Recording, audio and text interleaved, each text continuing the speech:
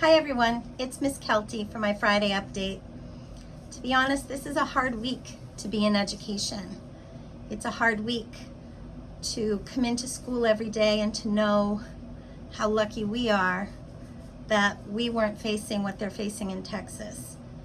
It's a hard week to be a teacher, to know that we come in and we will do whatever it takes for every child.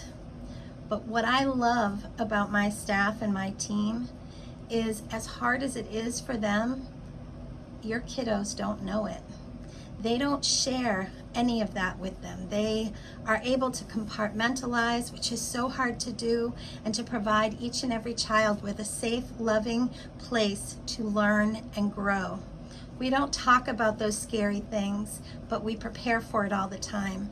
I've shared with you, we have lockdown practice, which again is something that might be a little scary, but it definitely is important.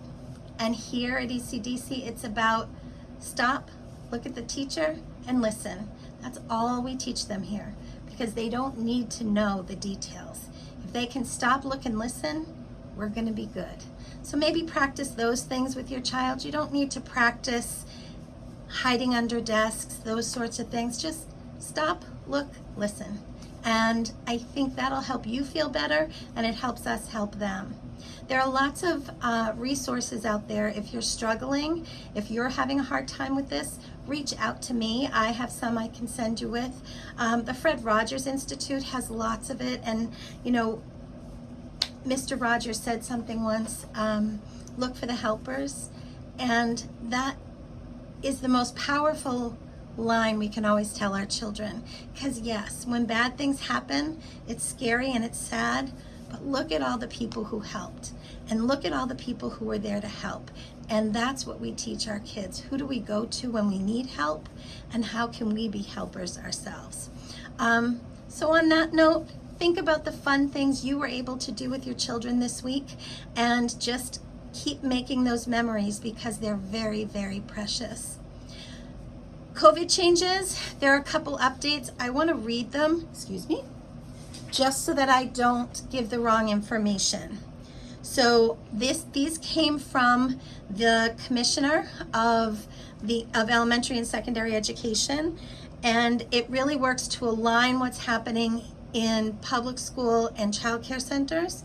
So effective this past Wednesday, quarantine for asymptomatic. So if your child has no symptoms but they've been exposed, they don't have to quarantine. We've already been doing that. If they are identified as close contacts, again, they can come to school as long as they're asymptomatic. So if your child starts to show symptoms, we're going to call you and say he has to go home or she has to go home, and you should monitor for more symptoms. Those who can mask should mask, and do so until day 10. And then it suggests a test on days 2 and 5 is recommended, but it's not required. Children who test positive, and there is a change here, must isolate for at least 5 days. So if a child's positive, they have to go home and be home for at least 5 days. If the child is able to mask, and if their symptoms are resolving, and they're fever-free for 24 hours, they can come back to school with a mask through day 10.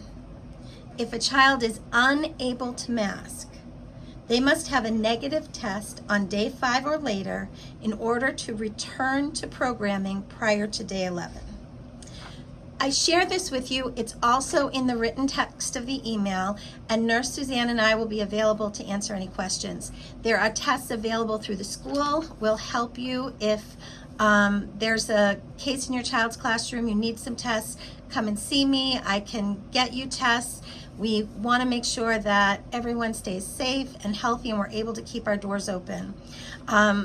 Please watch for more information on the fun fair, which is going to be the 21st of June. That's going to be a great day for families to come. 2 hours. It's just like a fun event out in the backfield. That should be great.